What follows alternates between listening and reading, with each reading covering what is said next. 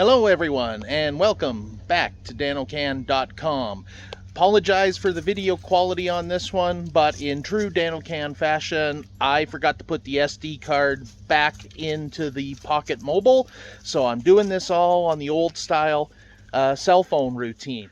So you can see I got a backpack there, a GPS here, and that means only one thing. It's another DanoCan geocaching and hiking adventure. So let me give you a quick rundown of the gist of today's video. Emily has to work, so it's just Mabel and I today for this hike. And we are out at the McLean Creek Provincial Rec area. This is a very different rec area than many of the ones we frequent, as in this is a off-road vehicle area. So you can see already our hike today is taking place along a lot of quad and off-road vehicle trails. And I figured with all the off-road vehicle traffic around here, that should scare off a lot of bears. So the first section we're doing here is basically along this cut line. You can see it goes quite a ways up that far ridge. And if you look just to the right of the road, you might see a couple flashes of red. That's where the truck is parked.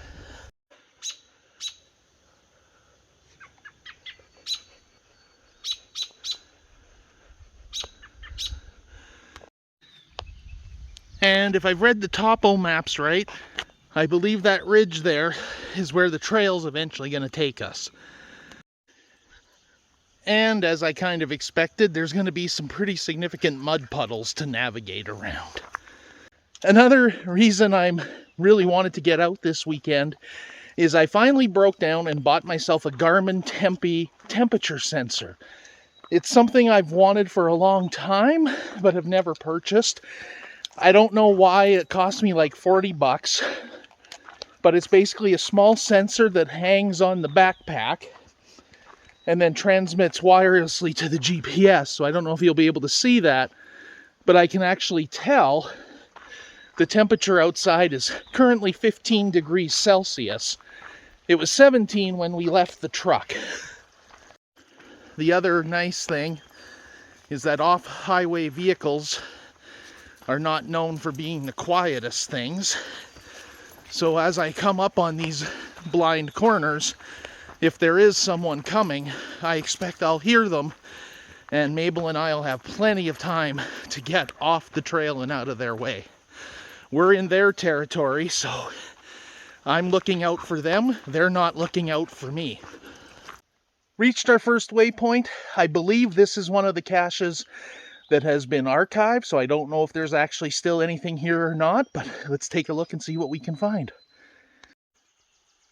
So, having read the description, it does mention there is flagging in the tree about 2 meters from the cache, because it said signal bounce in this area is difficult, and I think actually if I look through there, I can see it hanging on one of the branches right there. So that one is still here, and it's been found. Now I'm doing something that is going to be controversial, and I suspect will cause a lot of comments to be made. But I'm taking the cache container with me. One of the differences between geocaching and littering is that geocaches are supposed to have an active owner. And when there is no longer an active owner, it's not really a geocache anymore. Now, to add to the controversy, even though I just said it's not really a geocache anymore, I still intend to log it as a find online when I get home. I also pulled the flagging off the tree to remove it, since it's now essentially serving as litter as well. And one of the things geocachers take pride in is looking after the outdoors, since it is our major playground after all. Another stop to find an archived cache. Wasn't able to locate this one. The description said under a log, right side of the trail. Trail splits here, that's why I'm pointing to my left, although it's the right side of the trail. Again, with flagging within 2 meters. No sign of the cache, no sign of the flagging, so someone may have already picked this one up. On to the next one, which is supposed to be active. Another look down that cut line. I don't know if you'll be able to hear me over the wind noise, but it gives you an idea of how much elevation we've gained in a fairly short distance. Next cache, I don't know if you can see it there in the middle of the screen. I got distracted by the description, which said it was hidden waist high in a conifer, but clearly the cache has fallen down onto the ground here at some point. So on the ground it is, and I'll re-hide it waist high in the conifer. Okay, back to the trail and on to the next one. Okay, at the next junction, another cache. I think based on the description, it is going to be right here. It says at the base of a lone pine, and this is right where the GPS is pointing. Let's see if there's anything here. I do not see anything here. There is also supposed to be flagging at this one, so I'm going to see if I spot that. And if not, that might be another good indication someone else has already come along and moved and cleaned up these archived caches. This one's only about 96 meters from the last one, so under the geocaching guidelines, there's no way anyone could publish this as a new cache or put a replacement here because it's too close to the last one. So I feel pretty confident if I can find this one that it's okay to take it and trash it out of here. Well, I did find some flagging, but there's been no indication of the cache here yet anywhere I've looked, so it is possible it has been removed or gotten lost at some point. Because I did look at the logs on the way up the hill on one of my many rest breaks, and it has been over 3 years since any of these caches were last found. So I'm just taking a moment and having a decision point here. You can see the cut line drops quite a ways down and then goes a long ways back up. And I'm just watching the clouds, checking the weather, you know, trying to decide whether or not I really feel like tackling that whole giving back of elevation routine. There has been a few drops of rain, and I do have a rain shell with me, but I don't have like a ton of rain gear. Plus it would just be downright miserable to get caught in this rain. I don't know, I think as much as I would love to get more exercise in and tackle these, I think I'm going to pull the pin on this one and head back towards the truck. Temperature says it's 12 degrees, so I mean we have, you know, we have dropped 5 degrees since I left the truck. And if that pattern continues, it could get pretty chilly up here, and I am just wearing shorts, and like I said, I only have a rain shell.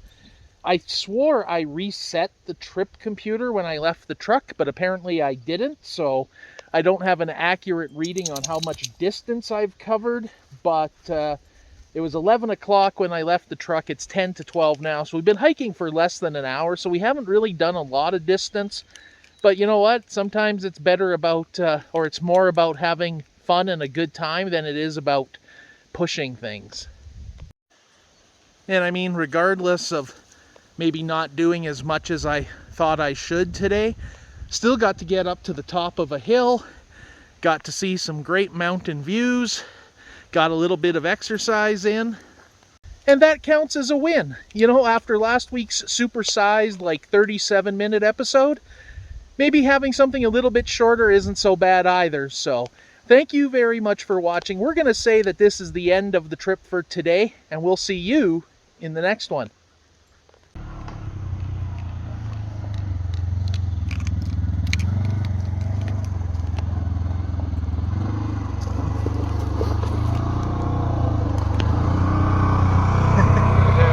You betcha. So a fun little bonus for those of you who stuck around past the end. Mabel and I were coming down the hill and we heard a couple of off-road vehicles coming up. So I pulled her to the side and we pulled over and stopped. And so did the guys. There was a couple of guys on dirt bikes and, oh, hang on. I'm back at this giant mud hole that we have to navigate around. So just gonna take this little detour here. So anyway, when they pulled over and stopped their bikes and shut them off. So I was like, okay, well, while we have a gap, Mabel and I are gonna head down the hill and go past them. And so we walked by and they were somewhat surprised to hear us come up on them, and I just was like, hey guys, how's it going? And they're like, hey. And then I heard the one say to the other as we walked away, going, I have never seen a hiker out here, ever. And the other guy says, I think maybe I've seen one in all my years. So that's DroneOCan for you, taking you places and doing things that not everyone does, because hey, we're a little weird that way.